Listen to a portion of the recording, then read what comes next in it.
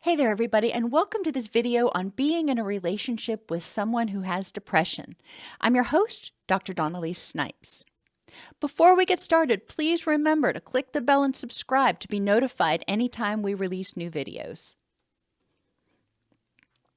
In this presentation, I'm going to explore the symptoms of depression, identify strategies to support the person in coping with their symptoms, explore how their symptoms impact you, and help you identify strategies for self-care. So for depression, and in this series of videos, I'm using the DSM criteria as well as other symptoms that are often present but may not actually be in the DSM-5. So for the mnemonic here, we have disease case. The person is depressed, sad, or anhedonic, which means they're not feeling much of anything. They just feel bleh. Irritability, sleep changes, exhaustion, agitation and restlessness, shame and guilt, eating changes, concentration difficulties, apathy or loss of interest or motivation, suicidal thoughts, and exaggerated or catastrophic thinking. So let's talk about each one of these in terms of the person. In order to support them, it's going to be important that you help them identify their triggers, their vulnerabilities, and their solutions. So what triggers encourage them or prompt them to feel depressed or sad? And likewise, what triggers or things in their environment might help them feel happier? What vulnerabilities do they have that may be contributing to their depressed mood? Maybe they're sitting in the dark all the time. Maybe they are deficient in vitamin D, for example, or a variety of other vitamins. So it can be helpful to encourage them to explore what might be contributing to this. Because a lot of times when people feel depressed, they're done. They feel hopeless, they feel helpless, they feel exhausted, they can't think clearly. So as a supportive person, sometimes it can be helpful to encourage them to explore these things. And like I said, with triggers, we want to explore triggers that trigger the distress as well as triggers that might help them feel better. The next one is irritability. People with depression may sometimes get irritable. It's like, I'm tired, I'm exhausted, I don't want to do anything, leave me alone. That's the stress response. That's the body saying, fight or flee. I don't have the energy to deal with life, and why are you bothering me? I don't have the energy to deal with you either. Okay, so recognizing that irritability and saying to yourself, what is this behavior saying? And working with the person to identify things that trigger their irritability. When they're depressed, what things make them more irritable, and how can you help them buffer against that? For example, maybe when people are feeling depressed, phone calls, when the phone ringing causes them to feel more irritable, or somebody texting them a lot causes them to feel more irritable. Whatever it is, help them identify things that are triggering that stress response, triggering that irritability, and say, okay, how can you mitigate that? How can you either shut it down or minimize the impact? What things make you more vulnerable to being irritable? For example, when people are depressed, and we're going to talk about sleep changes in a second, they may not be getting good quality sleep. And when people are not well rested, it increases their irritability. So if they recognize that, hey, I'm feeling depressed, I'm not sleeping well, that increases my irritability. Okay, they know they're more vulnerable to being irritable with people. So what safeguards can they put in place so they are not as likely to be triggered? And it's important to ask the person, what are their solutions? What has worked in the past for them? If they don't have anything, then you can try to, brainstorm with them. But it's important to encourage them to identify things that'll help them feel safer, more in control, more empowered when they start realizing, hey, there are things I can do. There are things I've done in the past that have helped. Sleep changes. Some people sleep too much. Some people get insomnia. And it's going to be important, again, to work with them. Vulnerabilities. If you are sleeping too much, maybe that means, or if the person is sleeping too much, maybe it means they're spending too much time inside and their circadian rhythms are out of whack. So they need to adjust their schedule and look at their sleep hygiene. Maybe they are maybe they have insomnia because they're not sleeping well when they do sleep. And because they have insomnia, they're kind of living on caffeine. And that caffeine is keeping them from getting good sleep. So that's a vulnerability for sleep changes. But then working with them to identify what are some solutions that you think might work for you to improve your sleep. Looking at sleep hygiene, for example, that can be one thing. And encouraging them to think, when you do fall asleep, when you have been able to fall asleep or maintain your circadian rhythms, what's been different? What is it that you could start doing to address those sleep changes? What is it that's keeping you from getting good sleep? Sometimes people who are depressed, when they lay down to go to sleep, all of those things that they're stressed about and worried about and feeling hopeless and helpless about just come flooding into their brain. Okay, that is something that they can start figuring out. What can I do to quiet my mind so I can relax enough to go to sleep? Helping people recognize, again, that getting inadequate quality sleep not only contributes to exhaustion and depression and inflammation, but it also contributes to what we call intrusive thoughts. So sleep hygiene is important, and asking them, instead of telling them what to do, asking them, what is it that I can do to facilitate this? Being compassionate with them. If they're sleeping all the time or they don't have the energy to get off the couch, instead of getting angry, which, we'll talk about the impact on you in a minute, instead of getting angry, trying to be compassionate and recognize that they are doing the very best that they think they can at the moment. Exhaustion. If you're not getting good sleep, whether you're sleeping too much but it's bad sleep or you're not sleeping enough, you're likely going to feel exhausted. And that exhaustion can also come out as it feels like it's harder to do everything. Your body feels like it's weighted down, like you're walking into 100-mile-an-hour wind. And with everything that you do, so doing normal activities of daily living, like taking a shower and getting dressed and making your bed, that can feel exhausting. So doing the extras like vacuuming the house or going grocery shopping may be more than the person can do because they've been doing that. And the only parallel I can think of that somebody who hasn't had depression might be able to understand is get a backpack or a rucksack and fill it with 50 pounds or so of weight and try carrying it around when you do everything for a day and notice how much more exhausting it is. And yes, I said 50 pounds and I didn't say if you're a 300-pound person. 50 pounds, when you're depressed, it feels twice as hard to do everything. Agitation and restlessness is also a symptom of depression. Sometimes when people are depressed, they're also anxious. They're fearful of rejection. They feel guilty for not being able to have the energy to do the stuff they want to do. And they start to get into this spiral. And that triggers their stress response, their HPA axis, which can make them feel have more difficulty sitting still. They don't have the energy to do anything, but they also are having difficulty sitting still. So they're in this constant paradox, which can be really daggum frustrating.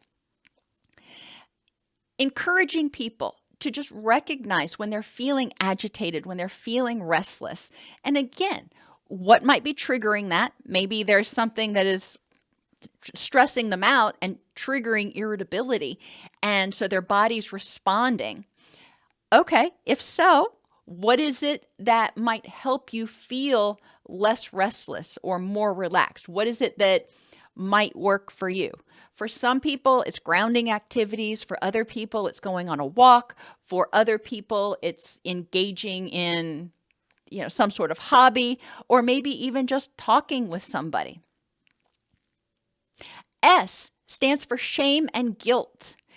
People with depression may feel depressed, may feel hopeless and helpless because they feel they're inherently bad, because they have a core sense of shame. But people who are depressed may also feel shame and guilt because of their depression. They feel ashamed of not being able to do the things they used to do or do the things that they can do when they're not in a depressive episode.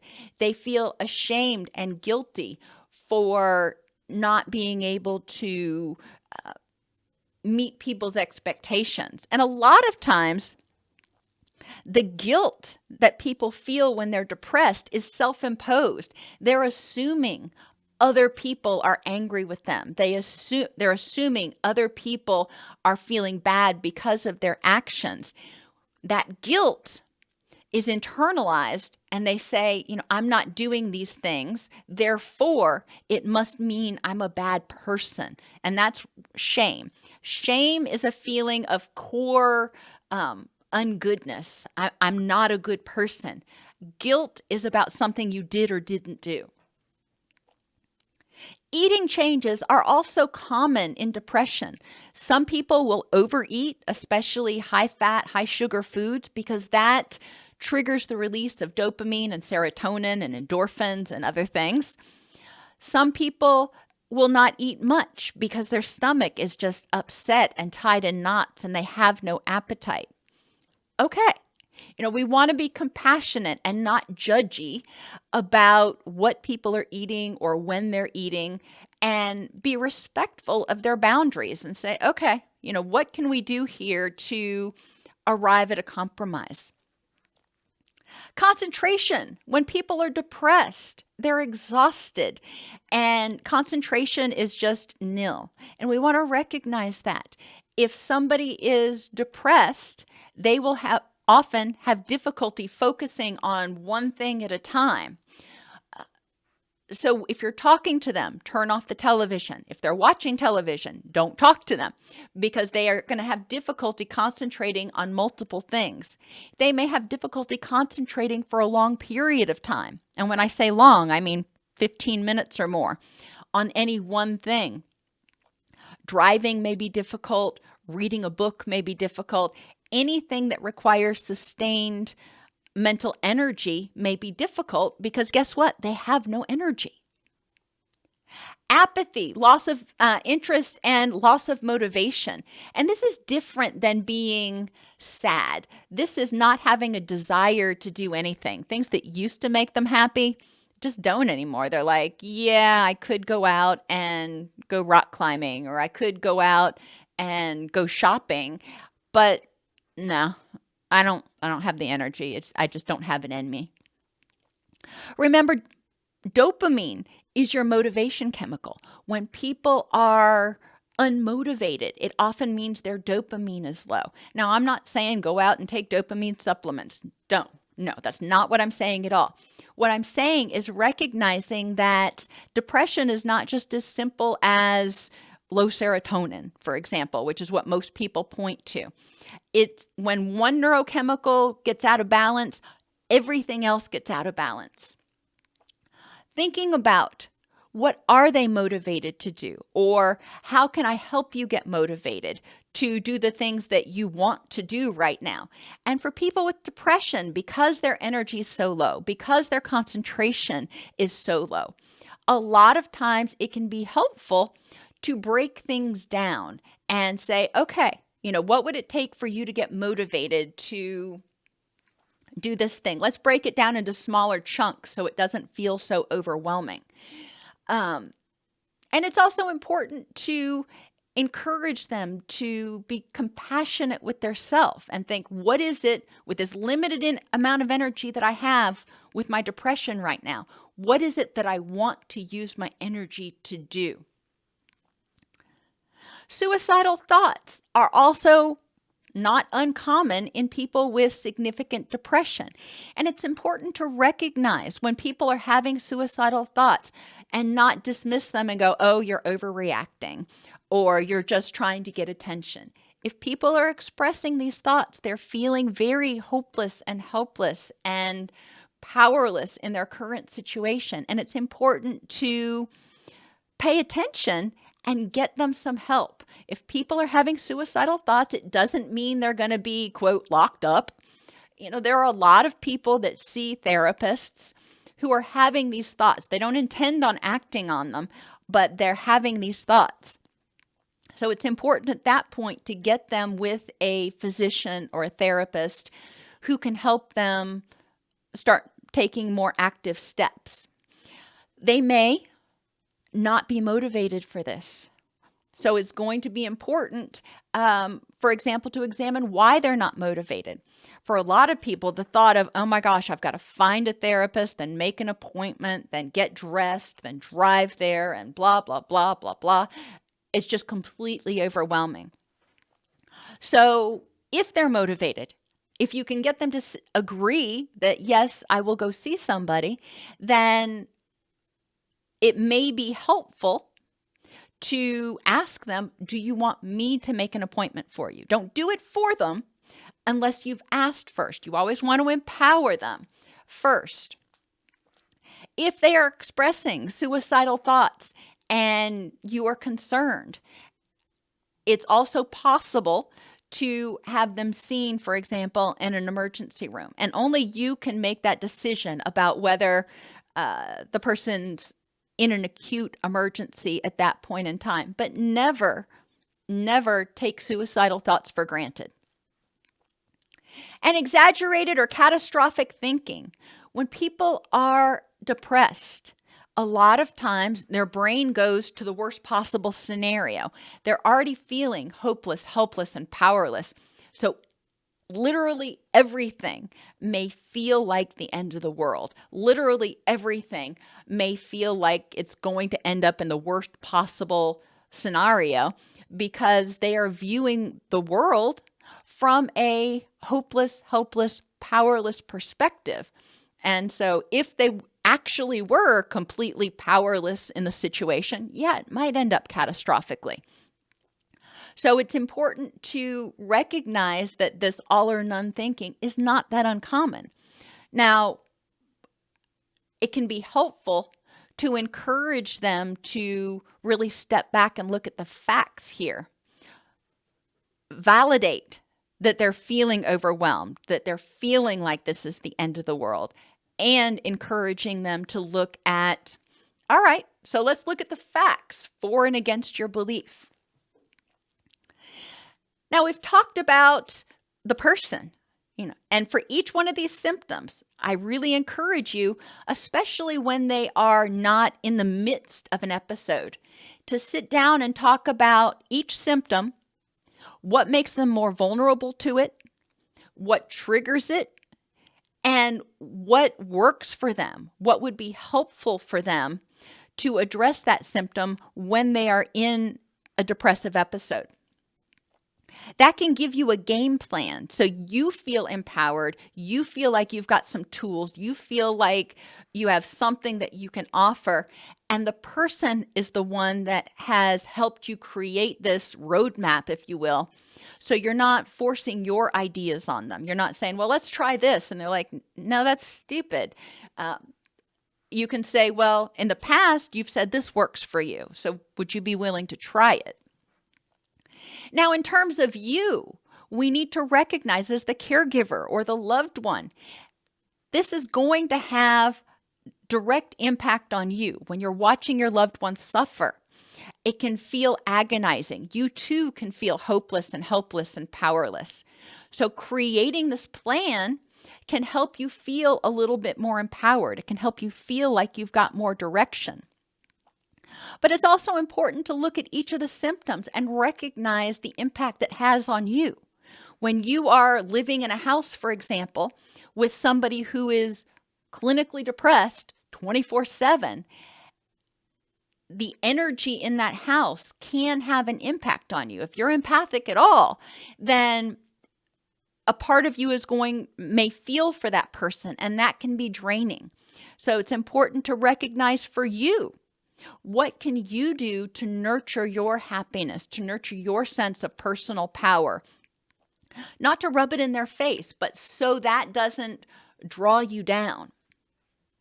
When you're in a relationship with somebody who's irritable, it can be natural to get irritable back. Okay. Doesn't do any good. If they're irritable and you're irritable back, it's just going to escalate. Having compassion for that irritability and saying, okay, they're having a moment right now, and not holding on to that anger, stepping back and saying, okay, what do I need to do for me? If this person is feeling irritable right now, what do I need to do in order to respect my own personal, emotional, and cognitive boundaries? Just because they're irritable or depressed doesn't mean you have to be. Sleep changes. If their sleep is all over the place, it's important to recognize how that's impacting yours. If they're getting up 3, 4, 5 times throughout the night, then it may be more difficult for you to get good quality sleep, which is going to contribute to exhaustion and make you more vulnerable to depression yourself. What do you need to do in order to make sure that you are getting adequate quality sleep? If you are not rested, if you are not taking care of you, if you're not recharging you, then ultimately you're not going to be able to be nearly as effective at supporting them. Same thing is true with exhaustion. There are going to be days, whether it's physical exhaustion or emotional exhaustion, that dealing with your loved one just feels completely overwhelming. And a lot of people will jump down to shame and guilt, may feel guilty for that. They may feel guilty for saying, you know what, I need to get away. I can't be steeped in this energy all day today. It's important to recognize your thoughts, wants, and needs, and recognize when your brain and your body is telling you, you know what, I'm exhausted. I'm drained. I need to recharge so I can be there to help charge up this person. Agitation and restlessness. As I mentioned, sometimes when people are depressed, they may be very agitated. They may have difficulty sitting still. And for some of us, when somebody in our environment is agitated, it stresses us out. So it's important to recognize if the person that you're trying to support is feeling restless, again, what do you need to do to be supportive of them? You can say, what is it that we can do? Or look at the plan that you made and say, what are some options? Because you're restless right now and it's stressing me out. What can we do to resolve this situation? The person with depression isn't completely numb to what's going on. They may not have the energy to try to nurture you back, but they may notice. So it's important to be open and communicative. Eating changes. That's another thing that often bothers people when they're in a relationship with somebody who has depression, because a lot of times, as I mentioned, people who are depressed eat high-fat, high-sugar foods, and that may not be your preference. You may look at how they're eating and recognize that that's not really all that helpful or healthy for them.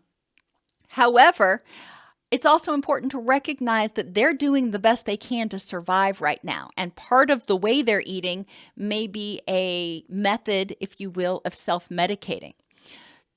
Instead of being judgy about it, encouraging them to explore how they can get the nutrients they need in order to support their body factory and allow them to eat, the foods that they're eating right now. So instead of trying to say, well, you shouldn't be doing that, they probably know they shouldn't be doing that, but they're doing the very best that they can right now. Your concern as a supportive person is, okay, I see that you are maybe self-medicating with food. All right. And how can we also ensure that you're getting all the nutrients you need in order to help you move toward, remission or recovery? Their concentration may be kind of shot, and this could feel rejecting to some people. If the person with depression is unable to concentrate on discussions with you, for example, or they are really forgetful. All right. Recognizing that that's a symptom of the depression and starting to make lists, starting to do things in shorter chunks. So you are working with the energy that they have. And the only analogy I can really make is if you have a really old iPhone, for example, and the battery only lasts 15 minutes, okay? So whenever you get that phone charged up, you have 15 minutes to do whatever you think is most important. That's all that the phone can handle at that point before it needs to recharge again. So how are you going to make use of that 15 minutes? Apathy and loss of interest or loss of motivation. As I mentioned, breaking things into chunks can be helpful. Encouraging them to try things. If they're willing, you don't want to nag them because that's going to trigger that irritability. But encouraging them to try things can be helpful. Would you be willing to try going out on a walk with me? Would you be willing to try doing this? If they have suicidal, and back to motivation, if they're not motivated to do the things that you used to do together, or motivated to do the things that they need to do, quote unquote, in order to keep the household running smoothly, there may be some anger that comes up. And recognizing that and addressing your own anger and frustration and thinking, okay, being angry about it ain't going to motivate them. So what is it that I need to do? Do I need to use that energy to do their chores, to do the stuff that they normally would do until they get better? Do I need to use that energy instead of feeling angry? Do I need to use that energy to just go take a break right now? How is it that I can use my energy? If they're having repeated suicidal thoughts, this is terrifying and exhausting for people. So it may be important to work with a counselor or work with their counselor if they're seeing one to say, okay, what is it that I need to do in order to support this person and make sure that they're safe?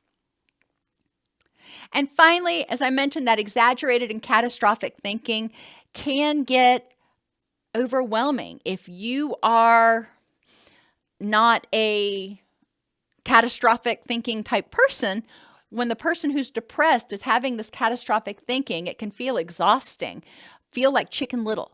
And it's important to step back and recognize that they are feeling like a bunny rabbit in a huge, dangerous world right now. And they're feeling like everything is the end of the world.